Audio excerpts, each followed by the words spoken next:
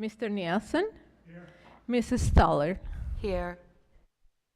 Thank you. And if we can all rise for the Pledge of Allegiance.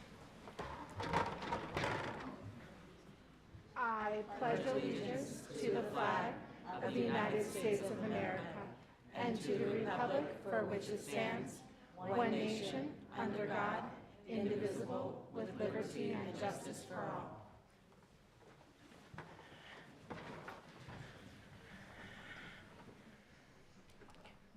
All right, if we're going to have a moment of silence, and if you don't mind, please silence your cell phones.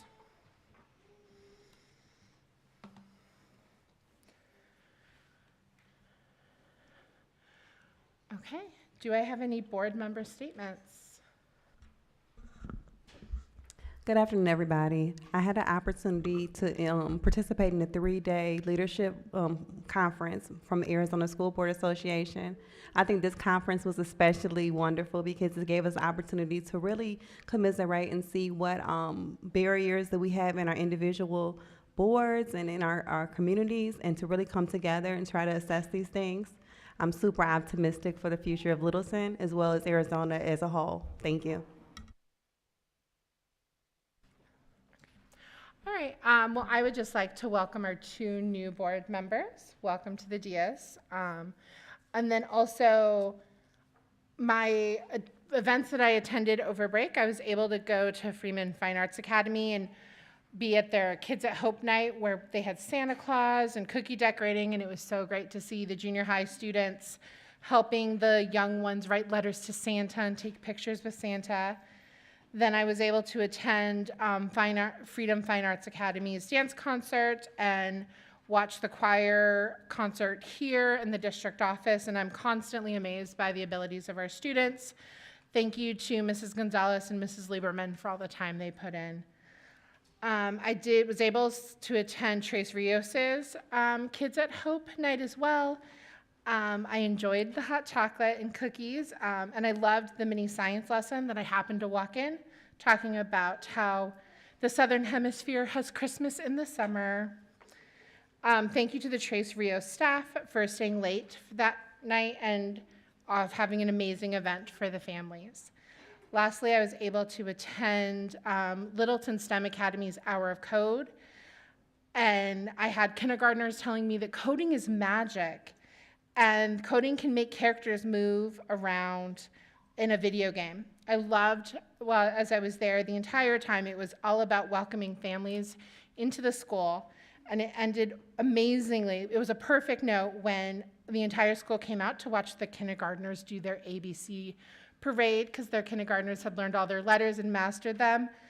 And hearing and seeing junior high students talk to the kindergartners about, I like your grape costume, or you're a pilot, where are you headed to? It was just great to see the community and young to old working together, and it was a true family environment, and I really appreciated it. And I'm sure all the other events in the district were amazing for the holidays as well. Lastly, I got to go to Freeman Fine Arts Academy's science fair this past week, and that was really great to see all the hard work students put in learning engineering and the problems they're going to solve in the world. Thanks.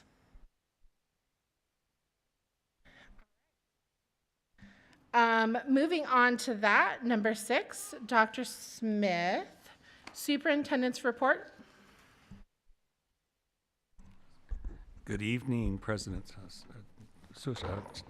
Acting President, I suppose, Ms. Sushanek, and governing board members. Thank you. And I need to speak up. They said, make sure you're speaking up. So I will make sure I'm speaking into the microphone.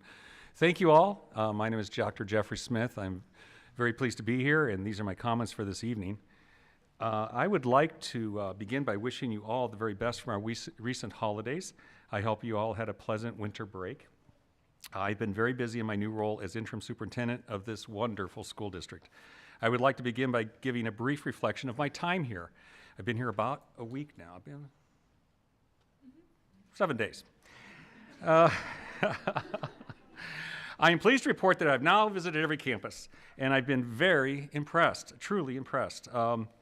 Pride is a good word to describe the overall first impression I've seen as I visited schools and departments around our district. Procedures are all clearly spelled out. people are living the Littleton values and principles. All staff I've met are professional, courteous, and caring in their interactions with each other, their students, and our families. A children's first focus is clearly communicated and can be observed in all interactions. As I speak to those in the district office, from transportation to technology, maintenance, administrative support, and food services, these individuals understand that their first responsibility is to serve the needs of our staff, our students, and our families. When I began my time here, I examined the Littleton Annual Governing Board Goals Monitoring Report. And I saw the data, which is amazing, but I wanted to see these focus areas in action. So I really, over the last week when I go to the schools, I'm looking for that. And I can report that this school system has taken those goals and operationalized them into everyday behavior. For example, every student is a learner. Our choice academies and all of the individualized learning that is occurring on a daily basis, special education programs, gifted and talented programs, fine arts, leadership, career development programs are all available through our choice academies. Also, there are after-school programs, early child opportunities on all campuses. Safe and orderly environment. Schools have excellent procedures in place to manage students and ensure a safe learning environment. Schools are well maintained. Students wear proper identification in school, and for transportation, they also have their identification. I just am very impressed with that. Emergency response procedures are in place and practiced regularly. And I can assure you that Littleton is a leader among school districts in Arizona for their forward-thinking emergency plans and the technology involved in that. Families as partners, I've seen regular meetings available for families in the community. Our Welcome Center provides individual support for families as they register their students. I've also witnessed the care the front office staff demonstrates at all schools. It is clear that schools have a welcoming environment for our families. Competent and dedicated and caring staff. Without exception, I have encountered administrators and staff at all sites who demonstrate the regard for our students. Talking to students on their way home for dismissal, checking on their needs, knowing their students and their families by name are all evidence of a caring ethos. Employees are dedicated to their students and also each other, and this value is embedded in the Littleton culture. Meaningfully involved community, our partnership with surrounding school districts, community and governmental groups is abundant. We have partnerships and open communication with the cities or municipalities of Avondale, Phoenix, and Maricopa County, as well as other surrounding entities. Highly effective organization. Results from student achievement data, school letter grades, survey data from staff, as well as our overall performance demonstrates that this is a highly performing school system. There are many awards and examples of people and programs, as you'll see this evening, that have been identified as excellent models for others and are apparent in so many ways. In summary, I'd like to simply say that I'm proud to be a member of this amazing team, if only for a few months. The next leader of this fine school system will be in a great place to take Littleton to the next level of high performance. I look forward to working with each of you over the spring as we prepare our students for important statewide assessments, retaining and recruiting excellent staff, and preparing our schools for the future. Thank you. That concludes my comments for this evening. Thank you. All right. And we also have a proclamation for School Choice Week. And as you know, we have a proclamation of School Choice Week, and of course, Littleton is a leader. Oh, I should say, sorry. Littleton is a leader in school choice, and so we have this proclamation, and I believe we'll have someone read it. Littleton Elementary School District Number 65 Governing Board Proclamation. Proclamation of January 26 to February 1st, 2025 as School Choice Week. Whereas all Littleton children should have access to the highest quality education possible. Whereas Littleton recognizes the important role that an effective education plays in preparing all students to be successful adults. Whereas Littleton is a district of choice in the West Valley, allowing students to enjoy multiple program choices based on individual interest. Whereas educational variety not only helps to diversify our economy, but also enhances the vibrancy of our community. Whereas School Choice Week is celebrated across the country by millions of students, parents, educators, schools, and organizations to raise awareness of the need for effective educational options that challenge and motivate all of our students to succeed. Now, therefore, be it resolved that as the governing board of Littleton Elementary School District, I proclaim that our schools will stand with the nation in recognizing January 26th to February 1st, 2025 as School Choice Week. Signed this 14th day of January 2025. Governing Board President. That's not me, though. Thank you. All right, moving on to number 7, Dr. Haid, Program Showcase. Thank you, Madam President, members of the board. I'm filling in with Mrs. Garrison tonight, and I promise that I will try to be as enthusiastic and as sunshiny as she generally is. So the first part of our showcase this evening, I'd like to welcome Carrie Chikas, principal of the Quinton STEM Academy, to showcase and present the Volunteer and Kid at Hope Student of the Month. Ms. Chikas.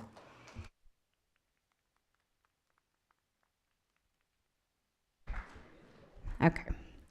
Good evening, Board President, members of the board, Dr. Smith, executive team, and Littleton community. My name is Carrie Chikas, principal at Quinton STEM Academy for Health Sciences. This evening, our showcase presentation, I will review our mission, vision, community partnerships, and highlight what we have been working on this year at Quinton. Our mission statement, Quinton STEM Academy for Health Sciences, is a professional learning community that develops positive relationships and creates opportunities for lifelong success. We feel that our mission statement is grounded in our PLC values and that it directly aligns with our vision. Our vision is empowering students for future success. I would like to highlight our community partnerships. We are continuing our partnership with Westmec, Tolleson High School, the HOSA chapter, Little Medical School, LP Health Directions, Avondale Fire Department, and our community healthcare professionals. We have continued our partnership with Westmec. Our 8th grade students are getting ready to visit Westmec to explore medical careers and technical programs that will prepare them for future success. Students are excited to see what lies ahead in high school and nervous, but they're ready to prepare themselves for their career path. We are proud to have a HOSA chapter at Quinton. HOSA stands for Health Occupations Students of America. Our partnership with Tolleson Union High School has helped our HOSA chapter get started and continue to grow. Tolleson HOSA chapter visited our 6th, 7th, and 8th graders and showcased what HOSA looks like at the high school level, empowering them to join, how to get involved in the middle school level so that when they get to high school, they are ready to join and continue on with that program. We are entering our 2nd year with our partnership with Little Medical School. This is so exciting. Our students love this opportunity to participate in this after-school program. It's hands-on, interactive program. They focus on healthcare. The Little Medical School uses real medical instruments and educational role play to inspire the next generation of healthcare heroes. This year, we've offered 3 sessions for grades 3rd through 8th grade. We have 2 more sessions over the next couple months. Those sessions last 6 weeks, and they're one day after school for an hour.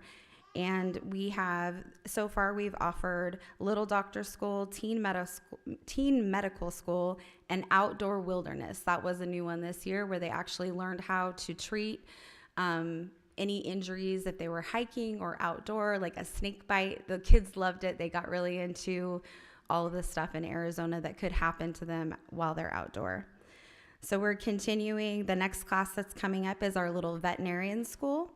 The students have learned how to wrap injuries, treat those bites, take care of pets, and much more. So they're really excited to continue with this program.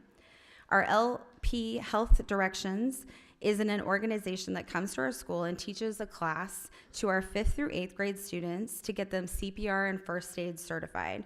This year, we've had a total of 45 students get certified, and we have a few more classes that we're offering this spring.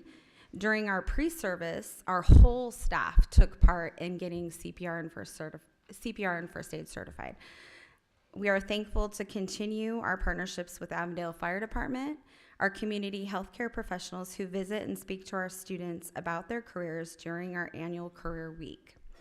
At Quinton, we are growing our health class with hands-on experience with real medical equipment that students are learning how to use. We have school-wide dissections from kinder through 8th grade. Our kinders just dissected cucumbers, and this week our first graders are dissecting flowers. Our 6th graders love to dissect sharks because we are the sharks, and each grade level has their grade level appropriate dissections. In the video, you will see and hear from our students engaging in our little medical school and students getting their CPR and first aid certified. Thank you.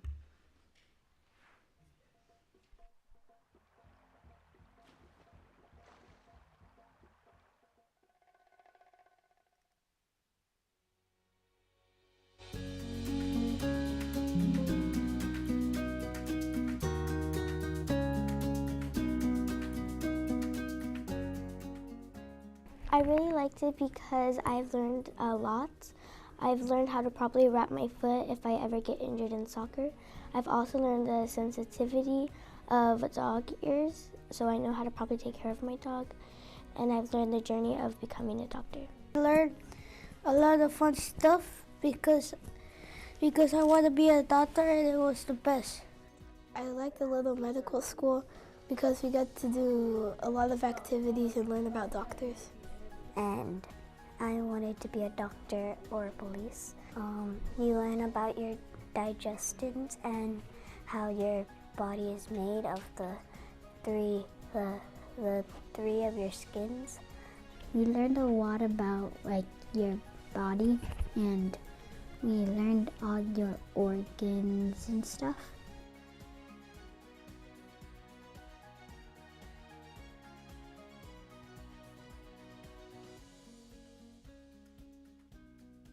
For the CPR class, one of my favorite things was actually learning how to do it because I want to help anyone who needs help. Another thing I liked about CPR is actually learning the real way how to do it instead of watching videos and seeing it in real life and how to do it. We practice on these bodies, and they have 3 buttons on it, and then you will have to go at the right pace, and if you didn't, it would turn red. It's almost like if someone's having a seizure, we turn them over and see if they're good. Enjoyed medical school because I got a certification for CPR and first aid. Just about surviving in difficult situations in the wild. If you're got bit by a snake, or you got something happened to you, you broke your leg, or we use a tourniquet in our emergency packs.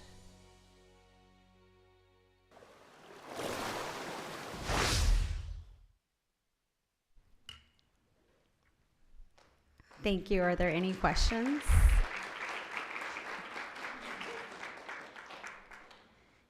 And now I would like to announce my kid at Hope, Tyler Ernst.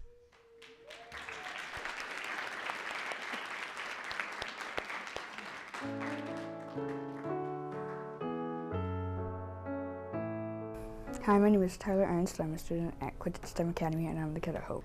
What it means to be the kid at Hope is that you help others when they need it, you volunteer, and you do good academically to set a good example. Reasons why I'm a kid at Hope is because I help my peers, I help teachers, I volunteered, and I'm setting a good example.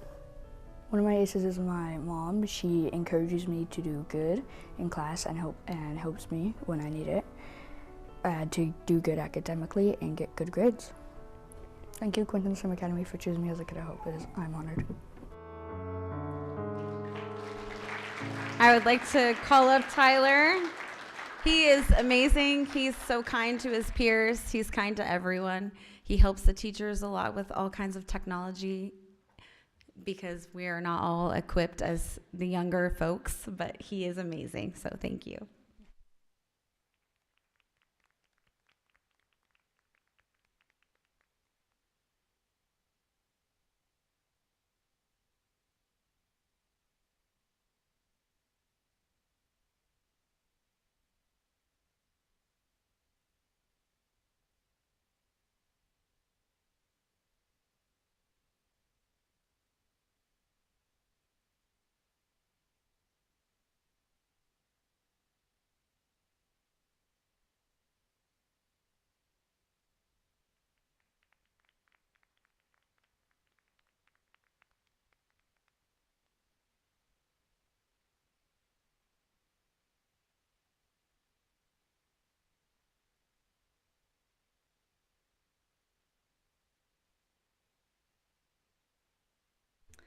Next, we have our Volunteer of the Month, Miss Laura Covert.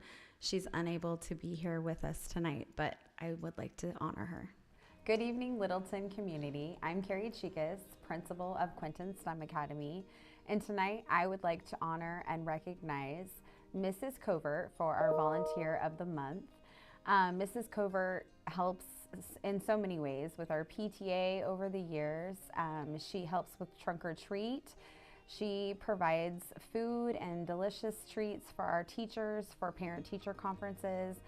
She's here to help in so many different ways. She helps and assists at the book fair in the fall and in the spring. And whenever we are in need, she steps up to the plate. And we just really appreciate Mrs. Covert, and we would like to celebrate her tonight. Thank you.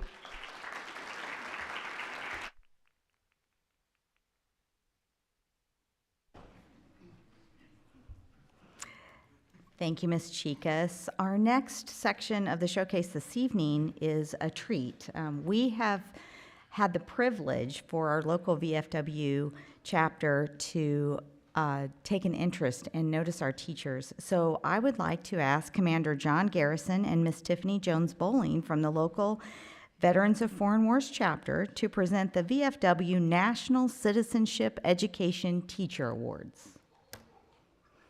And I think I saw them because they snuck in the back.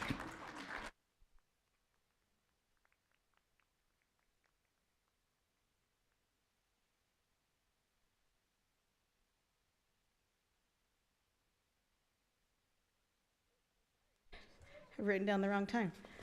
All right, get my thoughts together. I'm so sorry. All right, good evening. My name is Tiffany Jones Bowling.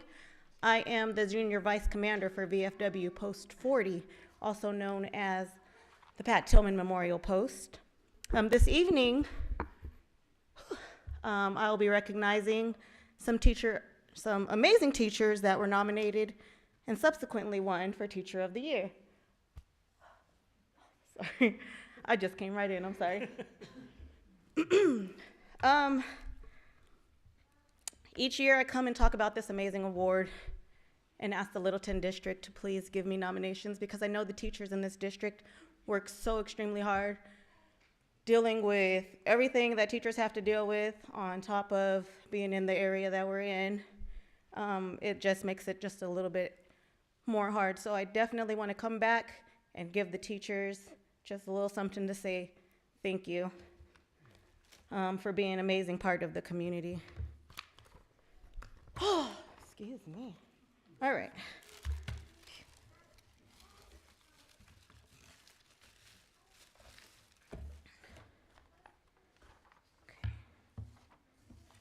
All right, the Smart Mayor VFW National Citizenship Education Teacher Award is an annual award established by the Veterans of Foreign Wars, or the VFW, to recognize outstanding teachers who instill a sense of patriotism and civic responsibility in their students. Named after former VFW National Commander John Smart and retired VFW Quartermaster General Larry Mayer, the award honors teachers at the elementary, middle, and high school levels. Today, we will be giving an award for third place in the elementary district from Estrella Vista STEM Academy, Rahimat Adawumi.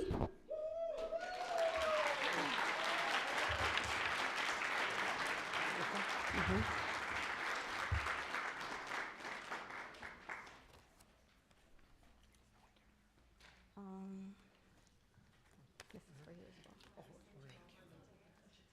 Okay.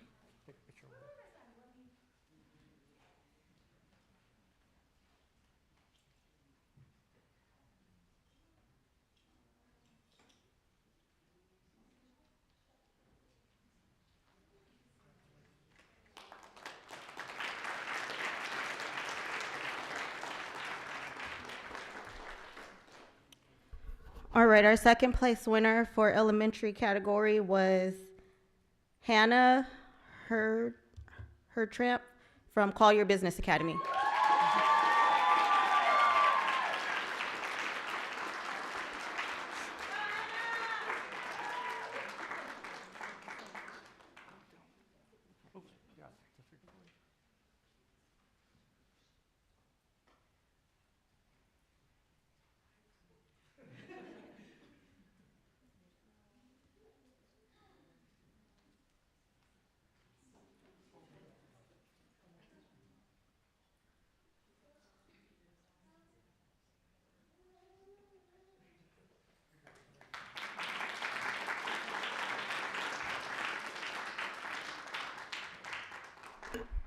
All right, and our first place winner coming also out of Estrella Vista STEM Academy, Ms.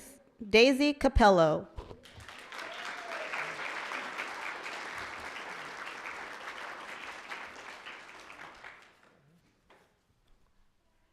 And company.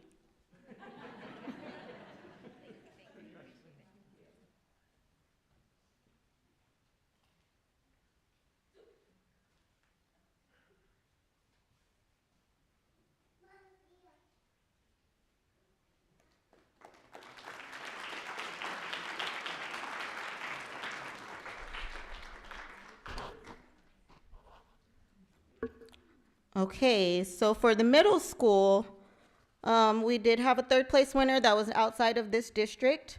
So our second place winner coming out of Country Place Leadership Academy is Miss Stephanie Hooks.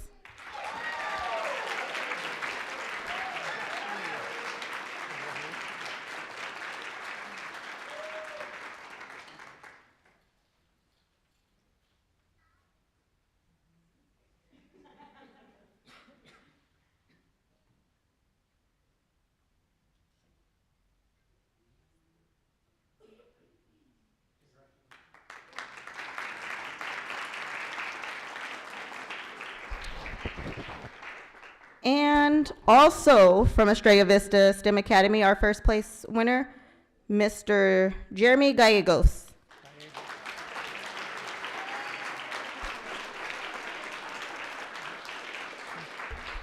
And with Mr. Gallegos being a war veteran himself, we are sponsoring his first year of VFW membership. I've been trying to get him for a while. Now I'm cornering him and giving it to him for free.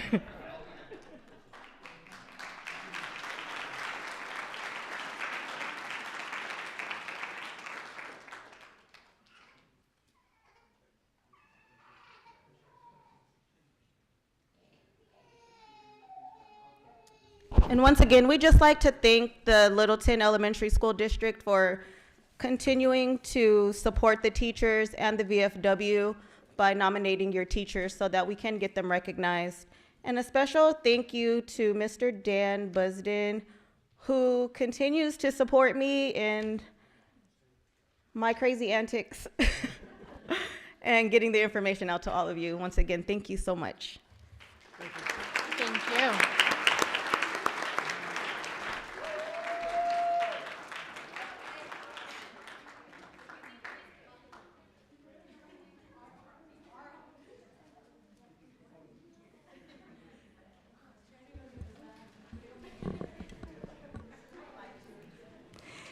Thank you. For our final showcase this evening, I would like to invite Mr. Brian DeLesio, Master of Organizing our district athletic program, up to present awards for Season 2 athletics. Season winners for boys and girls soccer and basketball, along with esports, will be recognized. Tonight is the first time esports has been officially included, as we have expanded the opportunity beyond a pilot program. Mr. DeLesio. Thank you. Madam President, governing board members, Dr. Smith, welcome. Thank you. I'd like to just congratulate all of our student athlete and coaches for Season 2, but we really want to highlight the success that they had on the field and get them some banners that they can hang up in their gym, and also recognize some individual student athletes as well. Here we have our mission statement, and I'm not going to read the whole thing to you, but I think we do this every quarter. But really just providing opportunities for our student athletes to participate in outside activities and athletic competition. In Season 2, which is what we just finished in December, we had girls soccer, boys basketball, and then we also had esports at 4 of our schools. You'll see there for quarter 3, and actually games begin on Thursday for girls softball and boys soccer. And then in quarter 4, girls volleyball, boys baseball, and then esports. I believe we'll have 6 out of our 8 schools, and then next year we'll have all 8 of our schools competing in esports. We rolled it out as a pilot program as we purchased the switches and computer accessories necessary to make sure we can do this district-wide. So excited for the things that are coming on. As you know, we can't do this alone. I'm not sure if Dr. Haight actually said master. Okay, well, okay, thanks. Really it takes a whole group of people to make this work. We have our athletic coordinator who wasn't able to be here tonight, our 8 site coordinators who oversee, help set up, take down the athletic events, all of our assistant principals and deans who also supervise, and then our coaches and of course our student athletes and our families for making sure that our students can get to school and get to those practices and events on time and each and every day. So again, second quarter, this is just a flyer that gets shared with our families, kind of gives you an idea of what we communicate out. We use a system called Activate where we track the student registrations, their physicals, things like that, just making sure that all students we have all the information necessary for them to be able to participate and make sure they're safe. So we have our championship winners. So first we'll start with girls soccer. So congratulations to Country Place and Coach Jaylene Macias. You want to come up?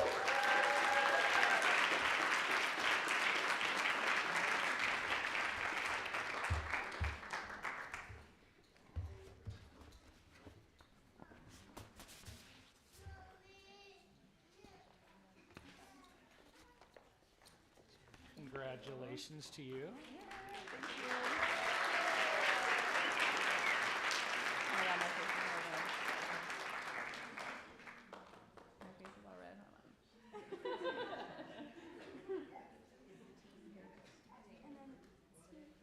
Yeah, did your athletes come? Yeah, we have Oh, yeah, you got it.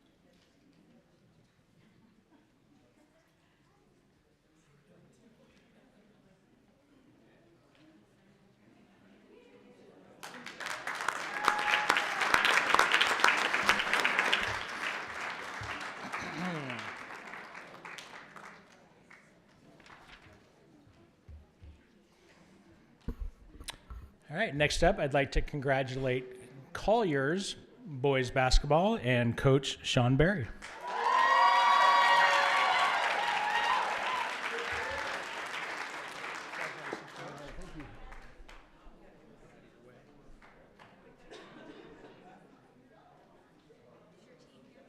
Yes. All right, team, come on up.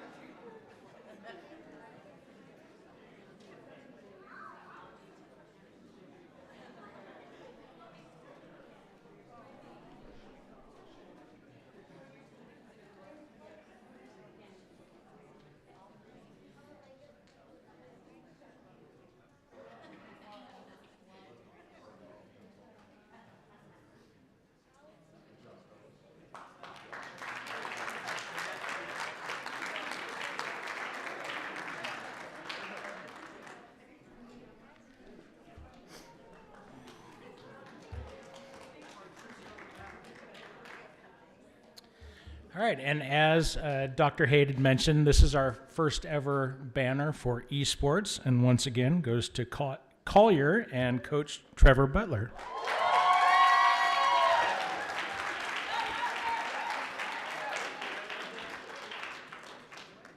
Thank you, sir. Yeah.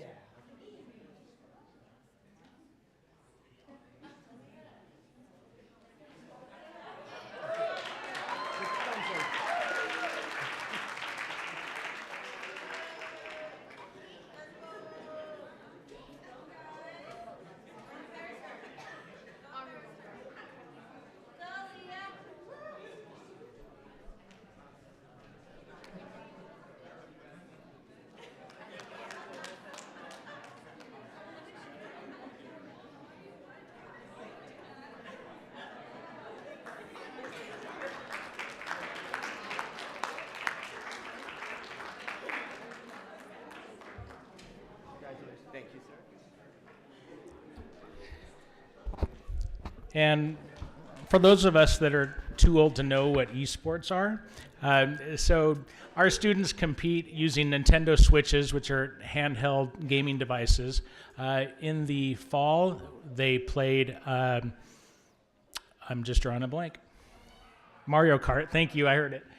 They play Mario Kart, and then this spring they'll play Smash Bros, which is another Nintendo or Super Mario game. Thank you to our IT department. They work numerous hours on allowing us to play over the network. So meaning students can play at their own home school against another school within the district without having to travel. So helps on transportation costs and everything. So I know IT has put in hours and hours and still are. So thank you for that.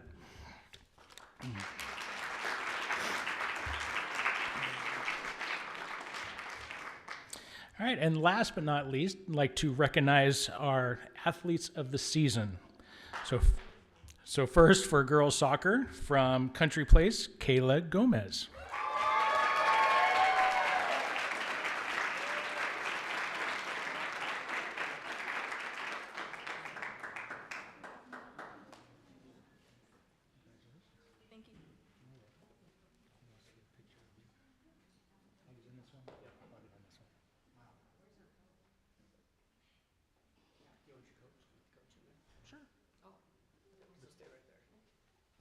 Coach? Coaches. You want to have them in front of you?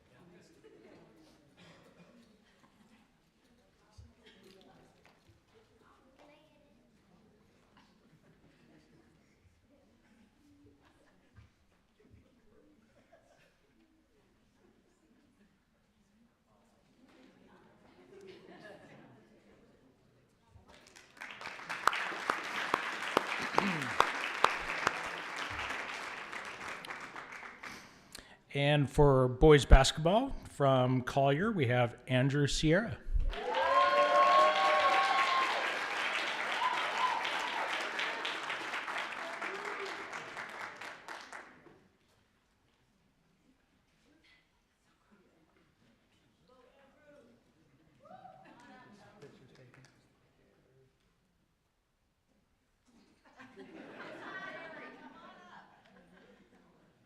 Mr. Barry, you want to come up?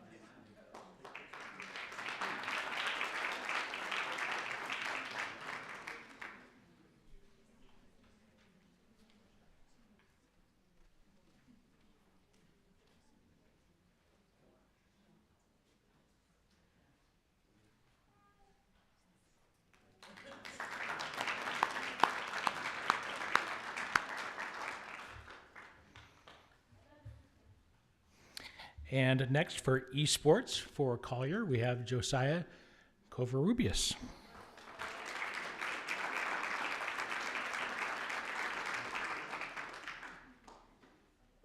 You're not him. Got my phones ready. Thank you again.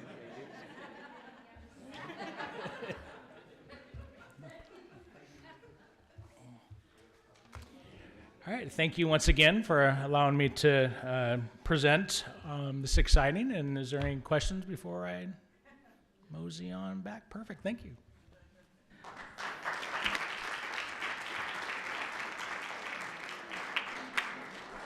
I just want to say congratulations to all the athletes. It's hard work being a student athlete, and so good job keeping your grades up and hard work in practice and games. I'm going to now say we're going to take a little like 30-second break if people need to go do homework, cook dinner, things like that before we move on.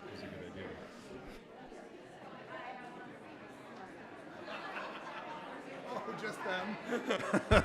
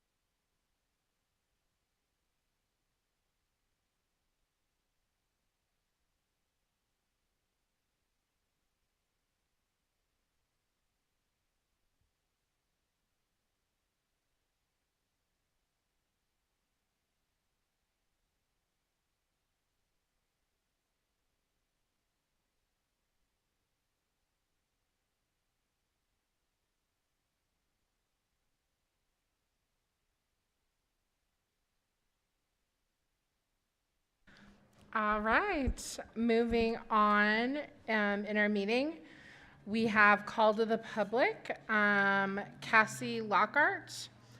According to the Arizona Open Meeting Law, any matter brought before the board by members of the audience may not be acted upon at this meeting. The governing board appreciates constituent participation and asks that attendees complete the form to address the board, which is available near the entrance. Please submit the completed form to the governing board secretary seated next to the superintendent prior to the start of the meeting. In order to allow time for everyone to participate, comments should be limited to 3 minutes. No disparagement, name calling, personal attacks upon board members, staff personnel, or other persons in attendance or absent will be permitted by individuals who address the board. In addition, questions or comments on matters that are currently under legal review will not be accepted. Citizens are directed to other governing board policies for the disposition of legitimate complaints, including those involving personnel. And the floor is yours.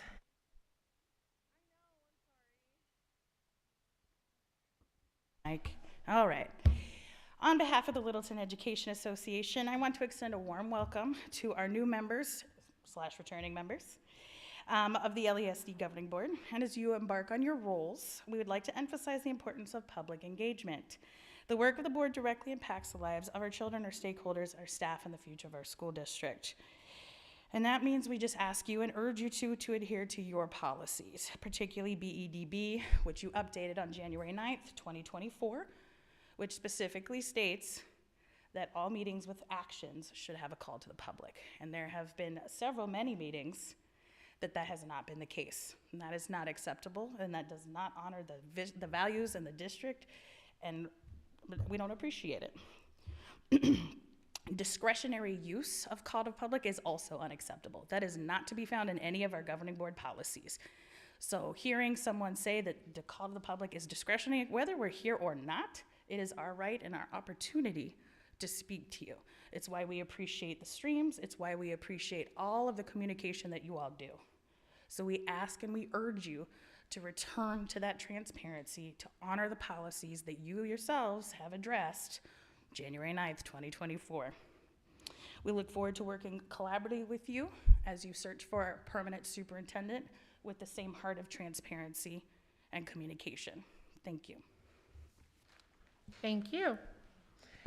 All right, moving on to item number 9, consent agenda. Do I have anyone that would like to pull something from the consent agenda? Yes. Okay, Marcus? I would like to pull, where'd the consent agenda go? Right here. Okay, it's gonna be under letter C, number 8, which is second reading of policy DLE. Okay. That is pulled from the consent agenda. Do I have a motion to approve the consent agenda minus item 9C8? I'll make a motion that we approve the consent agenda as written minus whatever the one we just pulled, C8. Curtis, is there a second? I second. Linda, all in favor of approving the consent agenda minus the aforementioned item, say aye. Aye. Aye. Any opposed? All right, consent agenda minus that item passed. Going back to item 9C8, Marcus? Yeah, so only pulled it because I know at the last board meeting we had a discussion. I brought it up particularly about having a threshold limit at our last meeting. So I don't know if the staff was going to come back to us with language for that or was to give us some advice on that of how that would look like. So I just pulled it for that reason.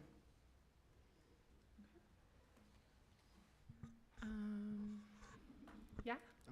Madam President, members of the governing board, we actually discussed that in E-Team today. I'm not sure if Dr. Smith had a chance to discuss it with the board president, but we felt that it may be a prudent topic for a board study session. If you wanted to talk about procurement thresholds and what the board may or may not want to see from the administration. I don't know if Dr. Smith has anything to add to that.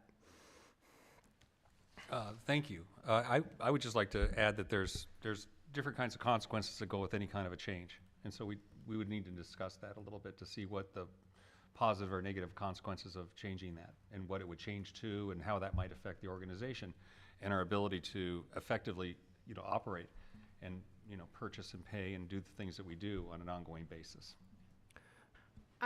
Just as a question, if we were to not pass this item, what are the consequences of that?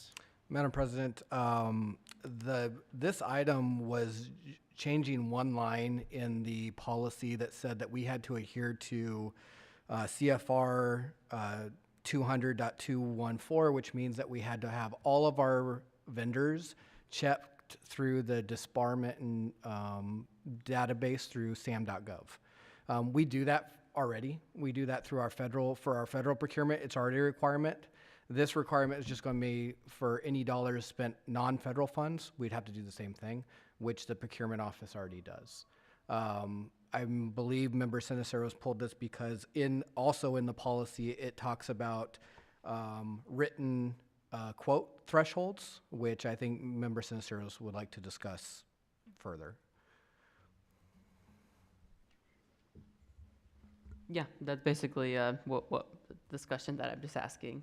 So I think it would be appropriate for the board to, I'm assuming things will still move on as they are if we don't approve or approve, which we're at a second read, so third read is a final approve because we go through 3 reads. Member Right, Sinisterra's two second reads. read would have been the final read. Okay. On the consent agenda would have been the final reading. But we would, if you were to decide not to approve the policy change, we'd revert to our last approved policy, which is the same procurement thresholds that we currently do business under. Okay, so could at the next meeting, we have a further discussion about this item as an action item? At the next meeting, or at a next meeting? From what I've understood from Mr. French and Dr. Smith's comments is that they would like to maybe have a discussion about it as a board before we make a change like this. And so I don't know, looking at our agenda and our calendar, when we could have that discussion, though I think it can easily be a discussion we could have. Like, I'm not saying, we just, as a board, have a very busy next few months, and so I don't want to say that we can commit to that at the next meeting. Though if, as a board, we want to, we can certainly make our meetings longer. That is fine.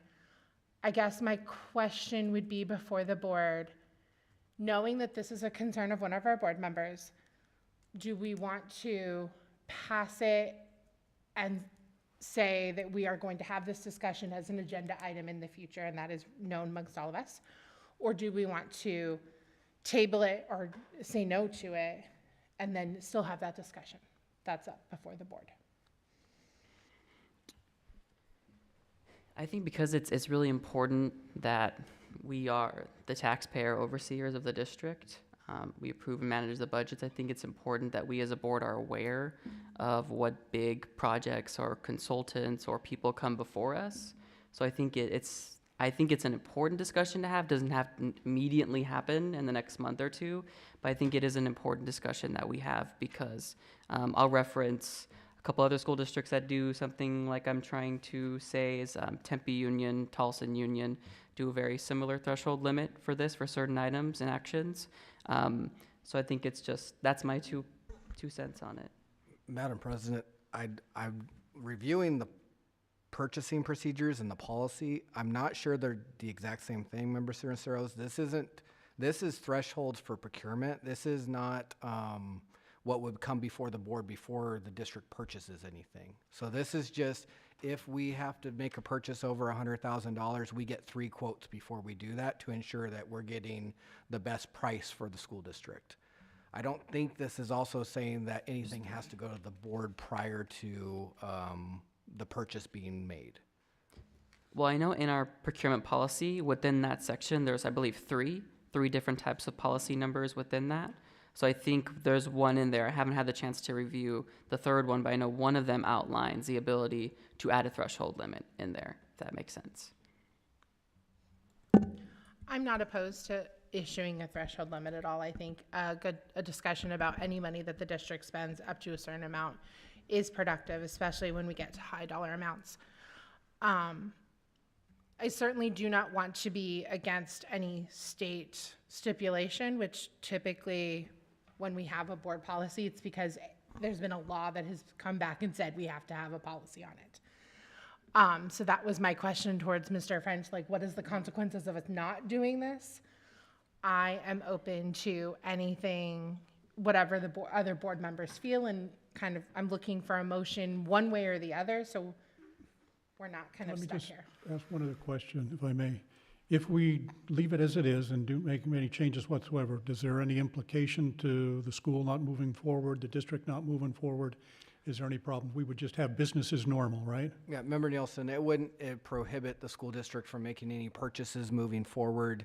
The only change that we were trying to make here to this policy would be that was the ASBA recommended change that makes sure that all of the vendors that we do business with, we're checking through sam.gov, which is a national database, to ensure that they're not disbarred in another state, and we're not doing some business with somebody where we're going to give them a PO and we never get our product, or they've been in trouble in another state doing bad business practices. So it's an opportunity to check to see if there's a problem with the. It's an added. It's a background check. It's an added safeguard, essentially, for who we do business. So it doesn't with. change anything of the limits or anything else. It just puts a safeguard on it. Absolutely. Okay.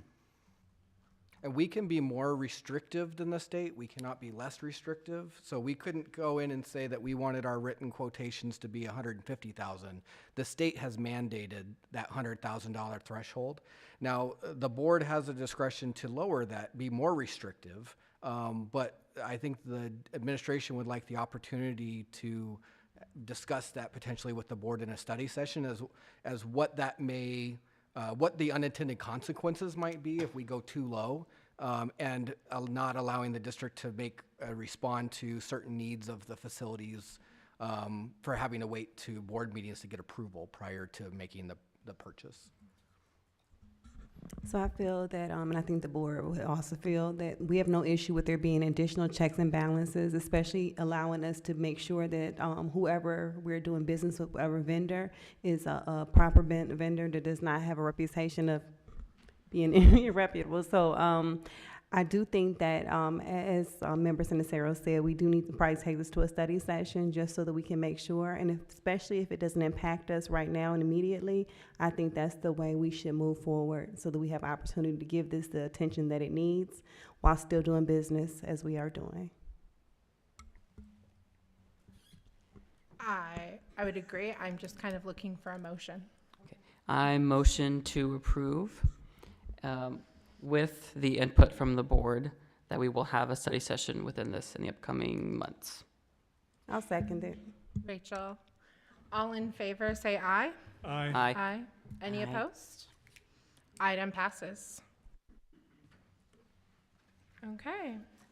Moving on to item number 10, reorganization of the governing board.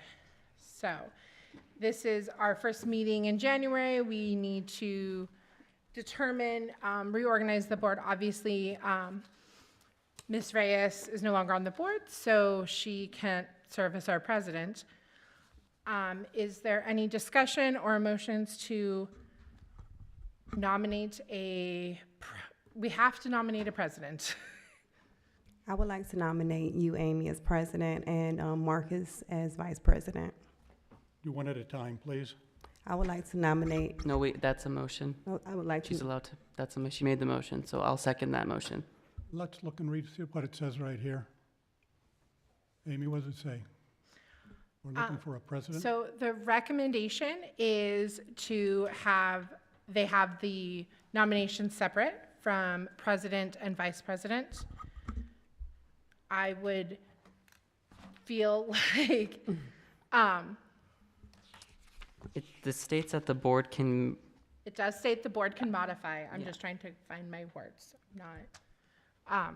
So I think that there was a motion made by Member Barnett.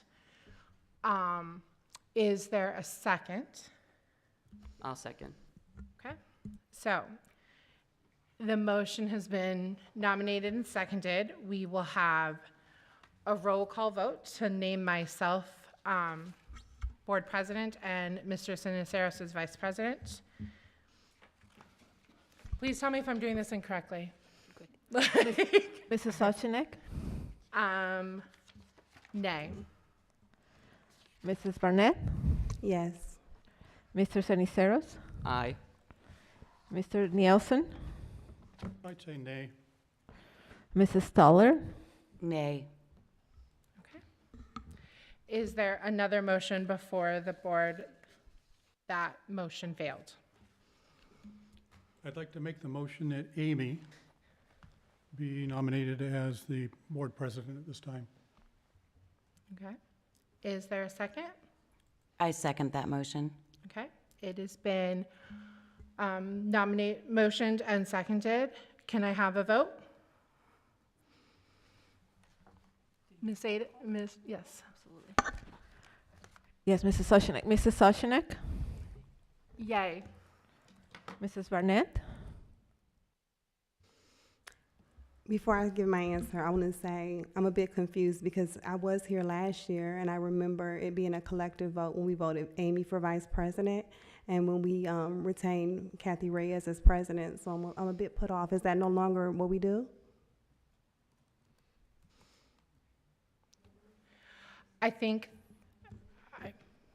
don't know if we can have discussion Oh, okay, well. in the middle of the voting. Oh, no, of course, no. Mr. Ceniceros? No. Mr. Nielsen? Yay. Mrs. Stoller? Yay. Okay. It has been approved in 3-2. Do I have a motion for vice president? I motion to nominate Marcus as vice president. Do I have a second? I'll second. Can I have a roll call vote? Mrs. Soshnick? Aye. Mrs. Barnett? Yes. Mr. Ceniceros? Yes. Mr. Nielsen? Abstain. Ms. Stoller? I'll abstain. Okay. Motion has been passed 3-2. Thank you.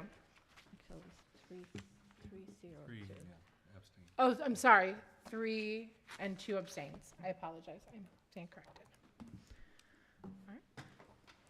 All right, so moving on to item number 11, which is our superintendent search. A lot has happened, and I kind of wanted to keep everyone informed of everything that is happening.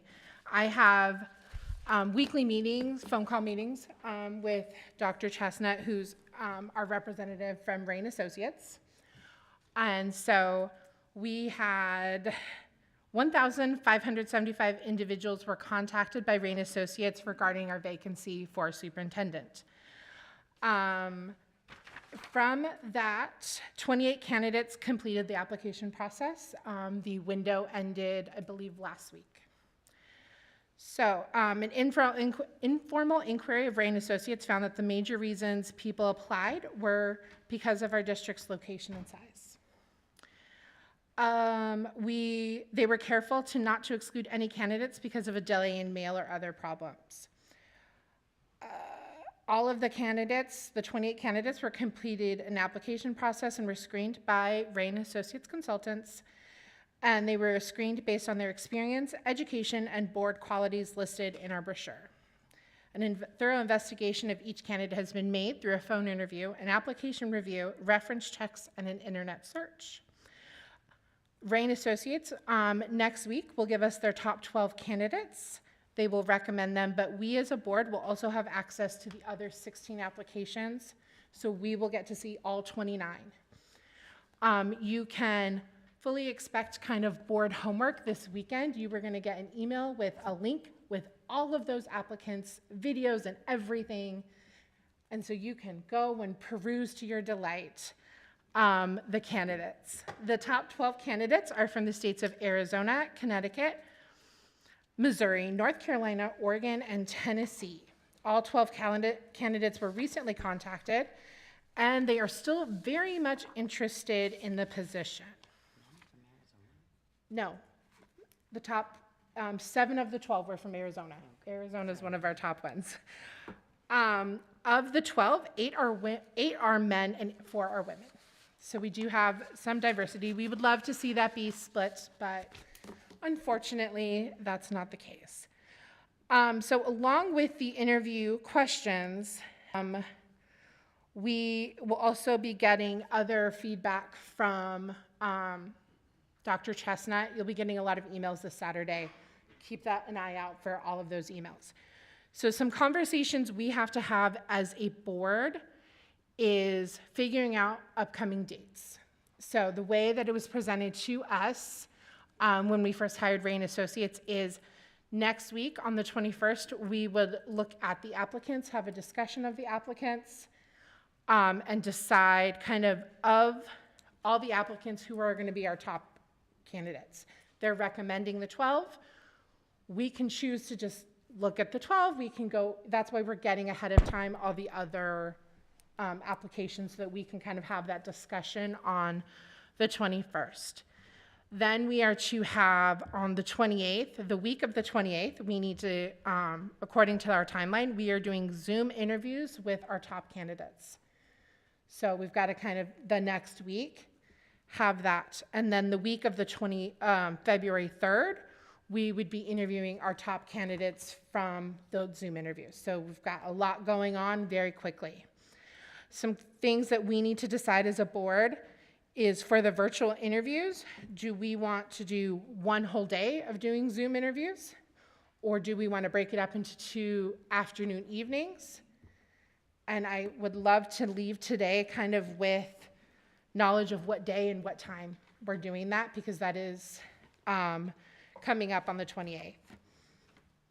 Also, we need to know for the final interviews, do we want to do this all one candidate each day?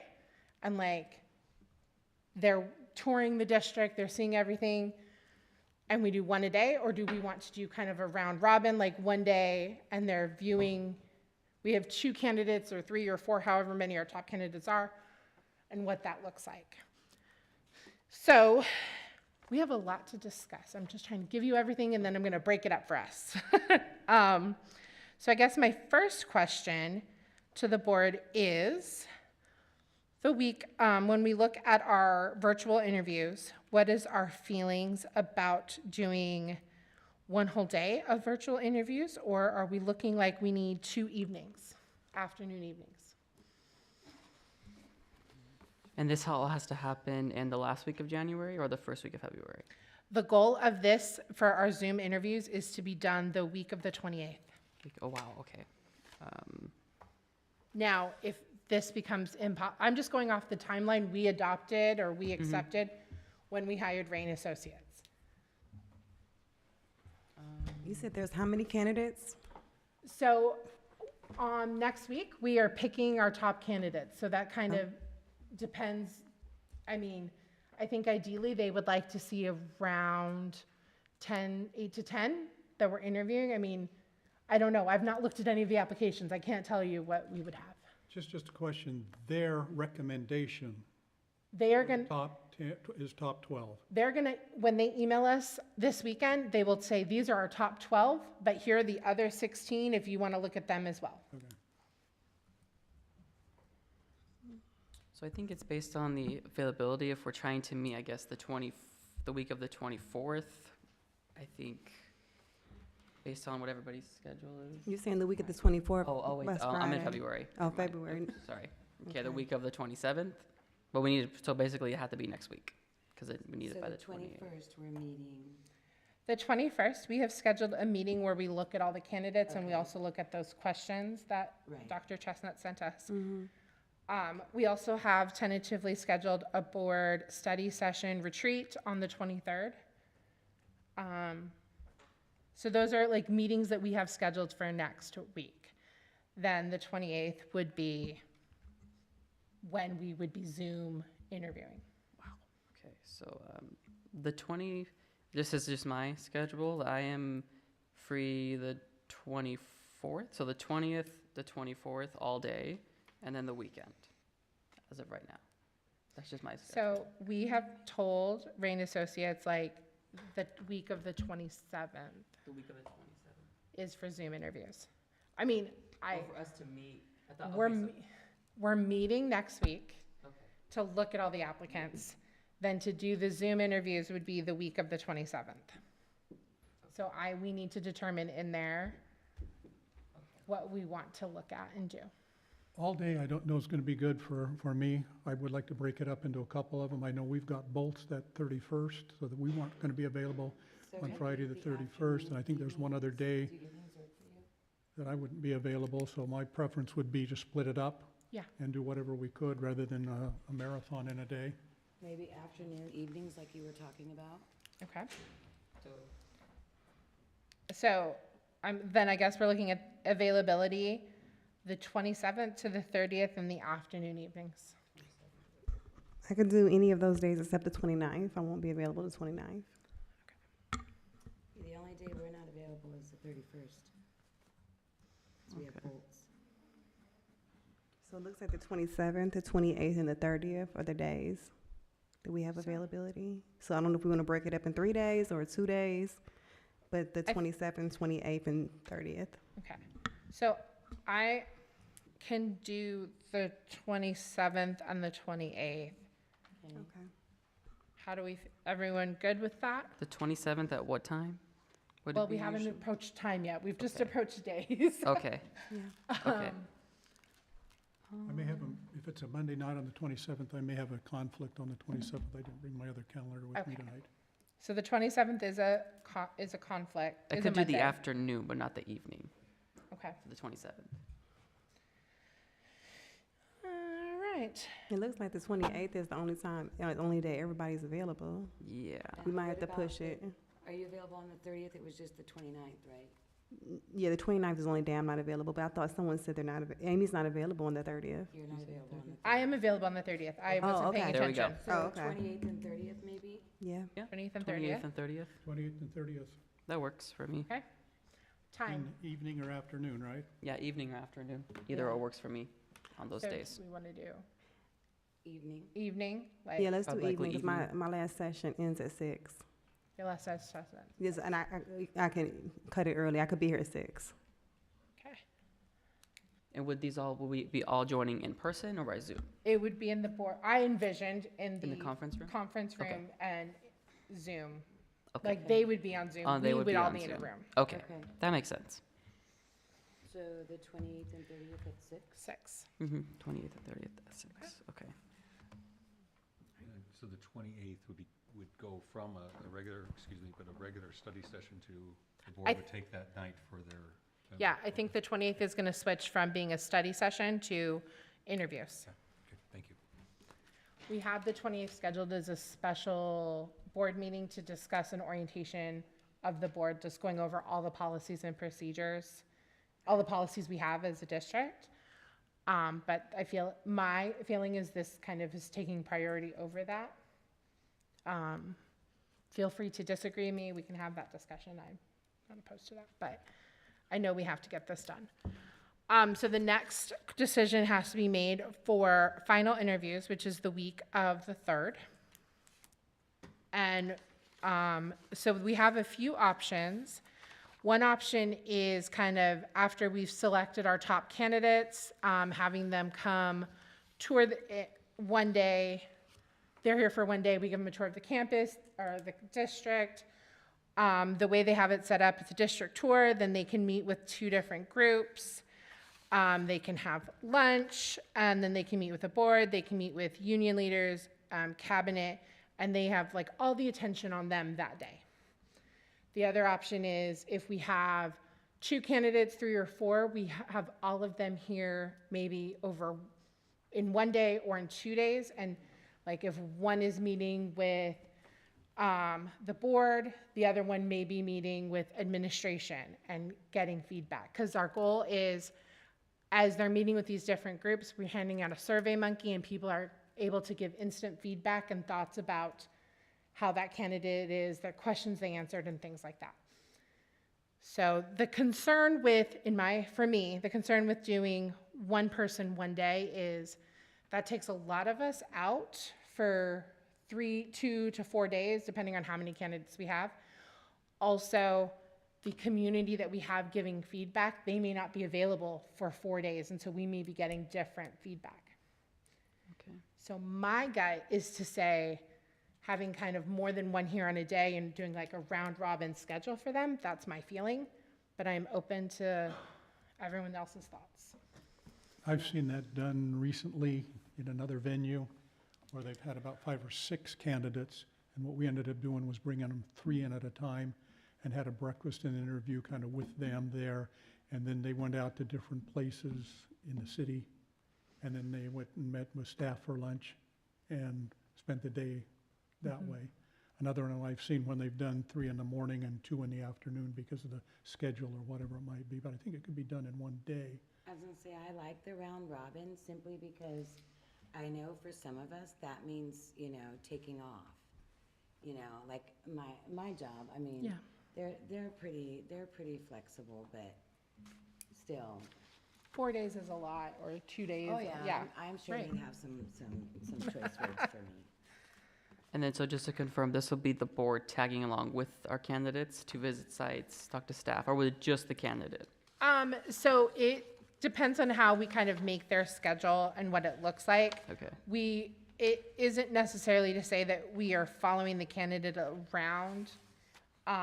It could be kind of what they have offered for a round robin is a welcome to the district from 8 to 8:15, district tour, and then they go to mixed groups. So one would go to meet this group, one would go to meet this group. Then you have a break, and then they go meet group 3, and then there's an administrator group, and they're kind of going around meeting with these different groups. We're getting feedback from all the different participants. And then they have board interview in the evening. They also allow in this kind of plan, and this was just an example, having a public forum where in the evening where any of our community parents and stuff who couldn't come during the day could come in the evening and give their feedback. I want to say I think Liberty did that. I know in my previous They did district a that I public taught in, they did something very similar to this when we were interviewing for a I superintendent. kind of like that, and it does it all in one day, and we're not committed all day, we're there at the, and it gives the opportunity to the staff to meet and feedback, like you said, what the Survey Monkey, So I think we and pull that wouldn't. up, so we'd have that available to us Marcus, I at the end think of the we day. wouldn't have to, because Yeah. they would That- go with that's the a- my community, and then question, we yeah. would come at the end and meet, and then, like you said, we could do a community one where the community, because, you know, the community is important. Yeah. You know, we want their, you know, feedback. Exactly. I like that idea. Okay. And that would be the first week of February, right? This is in the first week of February, so I kind of need to know everyone's availability. I warned you I needed your calendars this meeting. Like, You know what, you just tell me, yeah, you just tell me when, and I will make it work. I'm available any day except for the 5th. except for the 5th. Okay. Tuesday, February 4th at 8, though, I've got a placeholder for some professional picture thing I got. Apparently my school picture wasn't good enough. That won't take very long. I'm free any of the days except the evening and on the 4th. Okay. So Ada, and anyone else here, this is potentially a day where people are going around the district. So is there, off the tops of your head, any problems in that week that we need to be aware of? Because there would be a lot of district space being used. Mrs. Sochinek, thanks for the question. Nothing comes out to my head, but that's definitely a question for the administration, and I would defer to Dr. Smith and our administration. What were the dates again? The week of February 4th.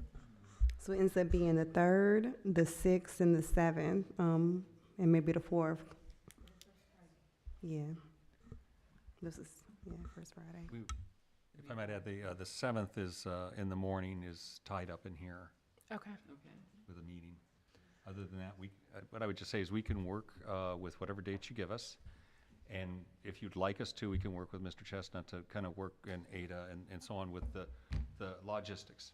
Yeah. You know, going to this school first and this school second, or those kinds of things. I think that is definitely needed because I am not a logistics person, and I would not want to assume that I know what's going on all the sites. Okay, so would it be possible as a board for us to maybe give them like 1 or 2 days to pick from, and they can pick what best fits in the district schedule? I don't want to interrupt instruction. I want to minimally interrupt the district doing what it needs to do. I think that's good, and then you can maybe send out a poll to us, all 5 of us.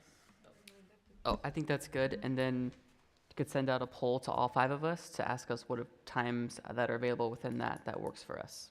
So that way we all make sure we can respond. And if I could just understand a little bit, so the candidates may be here all through the day, and then the board may only be here, you know, from 4 to 5 or whatever times in the evening, maybe so that's, we would work out all that morning. The candidates would be here, and then next step is community forum or whatever, and the Right. board and so on. Yes, we can work with that. Okay, thank you.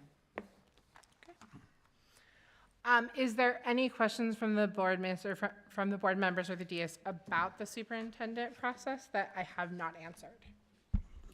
Thank you, Amy. That's all. I will answer anything I can, and if I can't, then I'll tell you I don't know the answer. Like, all right. Moving on to item number 12, Dr. Haid, Regulation ICBR. Madam President, members of the board, this evening, Regulation IHBR is Special Instructional Programs. This is a recommendation by ASBA. I believe it's 47 pages long. So I'm going to give you the quick overview. This does not affect our current practices whatsoever, but updates the language for the pre-K continuum of special education services. And because we're within that, it's just a overall policy, even though we don't have 9th through 12th graders. Excuse me. And it updates the references to ARS and state board rule. So it's a regulation. There's no motion. We're just informing you of the changes that we will be blessing through ASBA. But I'm happy to answer any questions if you have any. Thank you. You did an amazing job explaining that. We have no questions. All right, moving on to item, I don't have my mic on. Moving on to item number 13, Dr. Smith, Governing Board Attestations. Yes, President Solchenek and members of the board, Arizona Revised Statutes prescribe several mandates that apply to board members and staff. The stipulations are outlined in board policy, including some required annual attestations. The review is particularly beneficial this year as we welcome new board members, and it ensures that everyone is aligned with our core principles and promotes a cohesive, transparent environment. The 4 attestations are governing board member ethics, board member conflict of interest, values and behaviors, and a use of technology resources. Thank you. Is there any questions? I think that those are all in our little blue folders that Ada left for us. Is there any questions from board members about that? All right, moving on.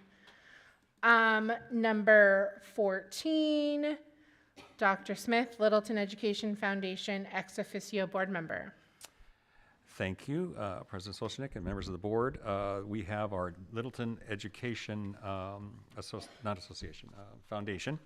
And as in past practice, we've had an ex officio board member for the Littleton Education Foundation. And the bylaws show for that. Last board member to serve was Ms. Sarah Contreras, and we appreciate her time and dedication to the foundation. At this time, we'd like to know if a board member would, or if the board would like to have a new ex officio member for the foundation for the 2025 school year. Yeah, thank you, Dr. Smith. I'd like to nominate my colleague Rachel Barnett to sit on the foundation board.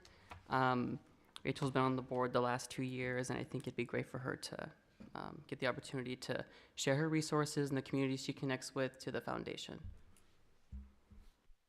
I'll second that. Rachel, do you accept before I just assume? Like, No. Yes, I'll accept. okay. It has been moved and seconded. All in favor, say aye. Aye. Any opposed? All right. It passes 5-0. Thank you, Rachel. Okay, moving on to item number 15, Dr. Smith, calendar of governing board meetings from June through June 2026. Thank you, President Solchenek, members of the board. The regular meetings are held on the second Tuesday of the month, and scheduled special meetings are held the fourth Tuesday of the month. These meetings are held when school is in session. Therefore, if there's a conflict with the instructional calendar, the meetings are moved to the first or third Tuesday of the month. The only exceptions to this from the original second and fourth would be the first Tuesday of November changed from the second Tuesday due to the Veterans Holiday. So that was that change. And then in March, and that's of 26, changed from the second Tuesday due to a conflict with spring break. Otherwise, this calendar is similar to last year's calendar. Any questions from board members? All right, thank you. Moving on to item number 16. Oh, we need an action? I apologize. Do I have any motions on that? I recommend the approval of the 2025-2026 governing board meeting dates. I'll second that. Curtis. All in favor, say aye. Aye. Any opposed? All right, item approved 5-0. So moving on to item number 16, which is future agenda items. This is the time in our board meeting where we ask for any future agenda items. One thing I would like to see possibly do, and this could, I'm adding to your homework, any policies that we currently have that you would like us to revisit, if you could tell me or tell us maybe now or email us later so that we can kind of fit them into our yearly meetings and like where it best fits and find out more information. I will gladly take any list now, but you know, if you're kind of thinking about it and it's a new year, new things that you would like to address, I think that that would be helpful for all of us to kind of know what's kind of coming up and if there's any policies that you want to address as a board member. So. Any other suggestions for This future is, meetings? yeah, suggestions for meetings or policies that you would like to see addressed. Open meeting laws. The city, once a year, at the beginning of the year, when we have new people come on, we have a review by the city attorney on the requirements for open meeting laws. I'd like to see us do that for new members as well as a review for the board. I don't know who to get that from, whether it's from ASBA or whether the legal assistant, legal representative, just somebody to review what we're really responsible for and what we should be doing and how we can answer some of the things that were brought to our attention tonight. Thank you, Curtis. Anything else? Marcus? Yeah. Obviously, I have a couple of items, but I'll email them to you as well, Dr. Smith and Amy. You know, I was at been to a couple school board meetings. I think it'd be great to put a land acknowledgement in our agenda, procedures, and policy. So that's the first one I have on my.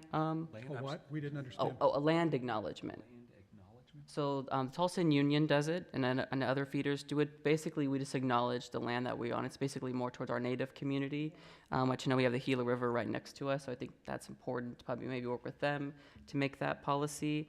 And then at Dr. Smith, I did discuss this with you, but just to follow up with policy BBBA to add badge member access for board members.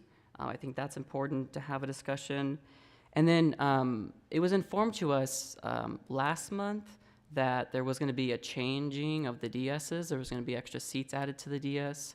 I think it'd be great for the board to have a discussion regarding our DS seats. I know it was, and I can't remember which board update it was. I think it was one of our December ones, but we were told that there was going to be an expansion of our DS, more seats at the end. So I think it'd be great to have a discussion about the DS seats. And then I wanted to follow up on the PED spending of the item that I did request at the last meeting. I think it was, I reviewed some of it, but I think I'm more looking towards like certain spending relating towards district administrators and the district directors.